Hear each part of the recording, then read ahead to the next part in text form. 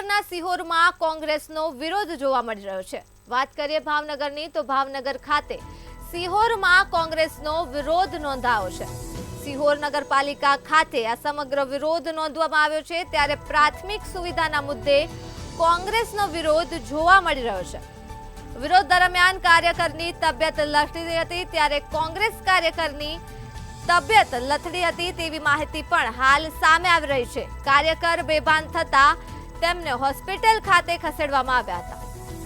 સમગ્ર માહિતી સામે આવી રહી છે ભાવનગરથી। ભાવનગરના સિહોરમાં કોંગ્રેસનો વિરોધ જોવા મળી રહ્યો છે, તો સિહોર નગરપાલિકા ખાતે કોંગ્રેસનો વિરોધ નોંધાવવામાં આવી રહ્યો છે। પ્રાથમિક સુવિધાના મુદ્દે કરવામાં આવ્યો છે સમગ્ર વિરોધ, ત્યારે વિરોધ દરમિયાન કોંગ્રેસ કાર્યકરની તબિયત લથડી હતી। તબિયત લથડતા કાર્યકરને હોસ્પિટલ ખાતે ખસેડવામાં આવ્યા હતા।